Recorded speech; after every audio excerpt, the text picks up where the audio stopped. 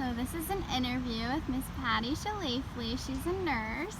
And the first question is, what made you choose to be a nurse?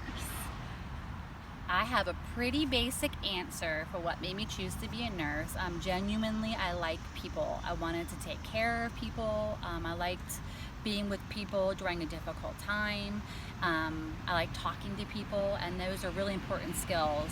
Knowing the human body and medical equipment is really important, but people skills are really important when you become a nurse. And I just always wanted to play that part in being with people when they were sick or not feeling well and helping to take care of them.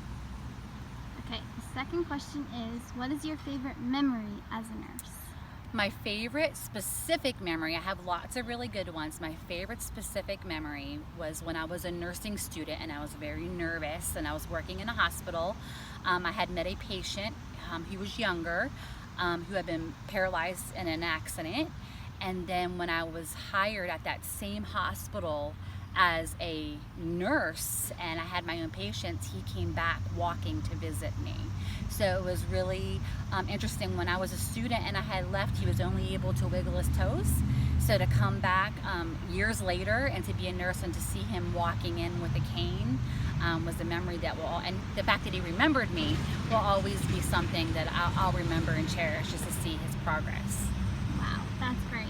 So the last one is, can you tell us a crazy nurse story? Okay.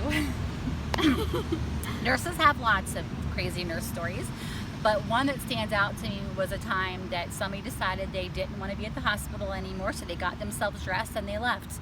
And then so I didn't think that they should leave by themselves, so I called some numbers and I decided to walk out and go find them. So I literally had my manager give me a lunch break and I walked out and was able to find them and talk to them. A lot of times when patients come into the hospital, they are scared and they have questions, and if those questions aren't answered or they're too nervous, sometimes it can be overwhelming. So I was able to talk to him just right outside the hospital and encourage him to come back in, and once he understood things a little better, he was willing to come back into the hospital and get the treatment that he needed.